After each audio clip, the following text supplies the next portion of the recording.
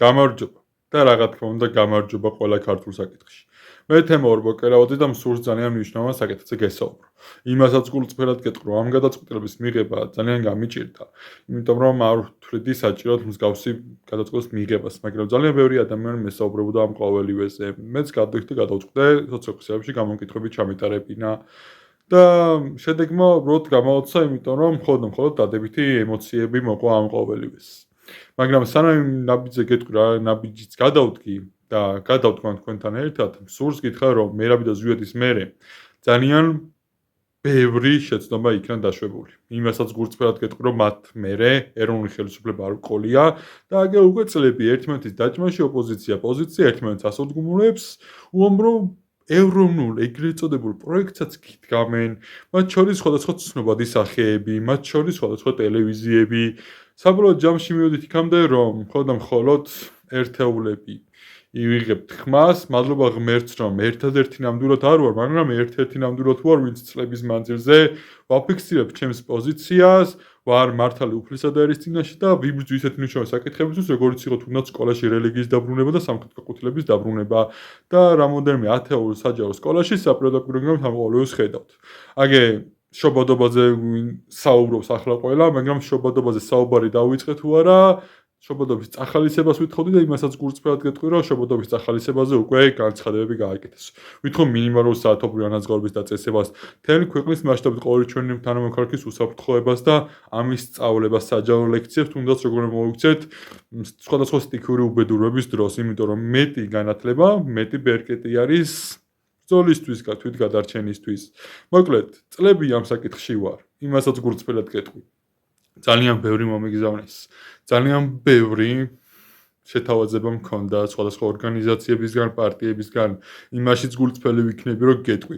როგორც ჩრდილოეთიდან, ისე დასავლეთიდან ძალიან მაღალი დონის ადამიანები ცდილობდნენ ჩემთან ურთიერთობას, მაგრამ არ გავიყიდე და არ გავიყიდე. ძალიან ბევრი მეგობარი, ეგრეთ წოდებულ მეგობარი ჩამომშორდა, ზოგი მეთქენ ჩამოვიშორე, იმასაც გულწრფელად გეტყვი, რომ ძალიან ბევრი დამემუქრა. ბევრი სამსახურიც დავკარგე ჩემი ამ მართლა ქვეყნის სიყვარულის გამო და ზოგადად გეტყვი, რომ ძალიან ბევრმაცადა ჩემი შესვლა, მაგრამ მათ მხოლოდ დრო დაკარგეს. იმიტომ რომ მე მხოლოდ ერთგული ვარ საკუთარი სამშობლოსი საქართველოსი და ჩემთვის არანაირი მნიშვნელობა არ აქვს ჩემ წინ ვინ იდგება, იმიტომ რომ მთავარია მე უფლის მჯერა და მწამს. წამს რომ ღმერთი ერთადერთი ჭეშმარიტება და ვფიქრობ, რომ ჩვენ ყველაფერს შევძლებთ. წლებია ვიბრძვი და ყოველთვის სადაც ავრუნ ვნახავთ სამართლიას, ვნახავთ მხოლოდ არგუმენტები და ფაქტებზე დაყრდნობით ჩემს საუბარს, ჩემ გადაწყვეტილებებს. ამიტომაც თქვენგან რაც მჭირდება არ ვითხოვ მაქსიმალურს, მაგრამ აი ეს ნაბიჯი, რაზეც მინდა გესაუბროთ, ის არის რომ დიდი ხანი ვიკავდი ამ ნაბიჯისგან თავს, ანუ ეს ნაბიჯი გადამედგა. რამოდენიმე ადამიანი მესაუბრებოდა ამაზე შემდეგ მეც დავფიქრდი და კი, მეც მუშაობ რა თქმა უნდა, ისევე როგორც ჩვენი ქვეყნის უმეტესი ნაწილი, მაგრამ არც ჩვენთანაც არ გვაქვს ისეთი შემოსავალი, რომ მეტად საფუძვლად ვაკეთოთ ესეთი საქმეები, როგორც საქმეებსაც დღეს თუნდაც საკუთარ ფინანსებით ვაკეთებ. ამიტომაც შექმნილი უბრალოდ საკუთარი ანგარიშის ნომრები, სხვა TBC და საქართველოს ბანკის ანგარიშის ნომრები, სადაც შეგიძლიათ თუნდაც თვეში ერთხელ ერთი ლარი დამიდგეთ ხარში. ანუ მე ვიძახი იმას, რომ არ ვიყიდები, ყველგან ვნახავთ სამართლიანს და ეს იქნება დონაციის სახით.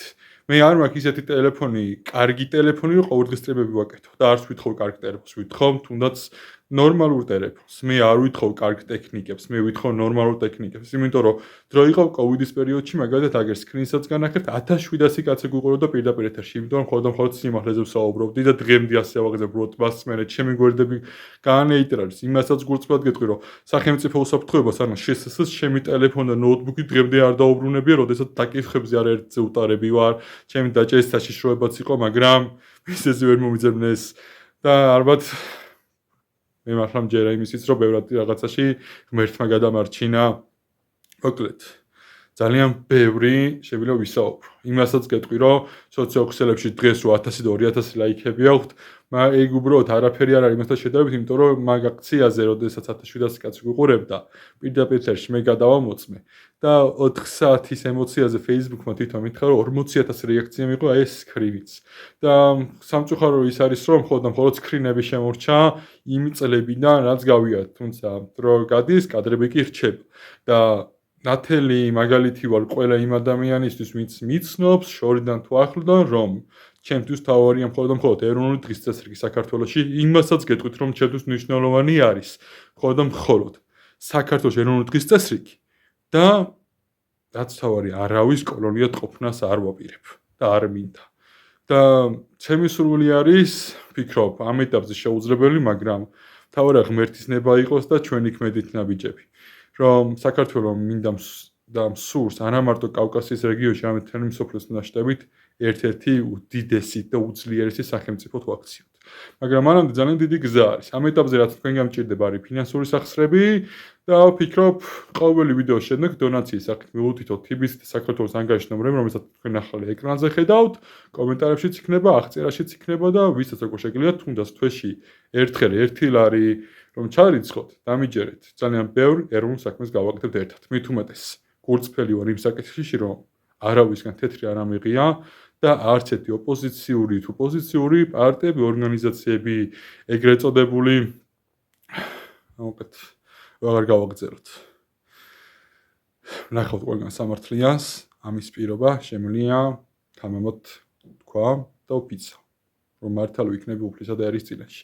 და ყოველი თქვენი თეთრი მოხმარდა მხოლოდ იმ ეროვნულ საქმეებს, რა ეროვნულ საქმეებიც უმნიშვნელოვანესი იქნება ჩვენი სახელმწიფოებრიობის აღორძინებისათვის. მადლობა ყურადღებისთვის.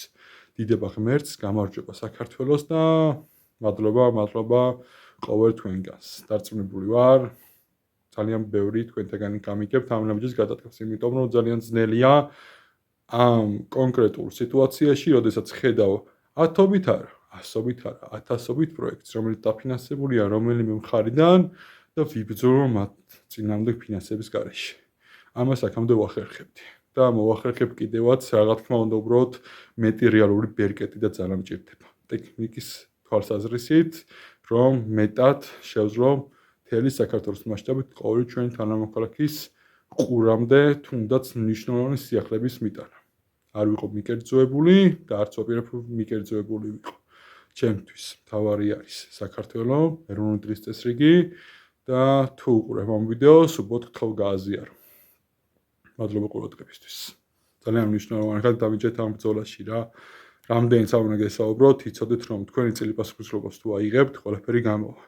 მე მჭირდება ფინანსური მხარში დგომა, ფიზიკური მხარში დგომა და რაც თავარია სოციალურ მედიაში აბსოლუტური მხარდაჭერა. რომ მივაღწევ ძალიან ბევრს, მივაღწევთ აქამდე ძალიან ბევრ ბრძოლას წარმატებით, მაგრამ მთავარი ომი არის ეროვნული დღის წესრიგის დამყარება საქართველოში.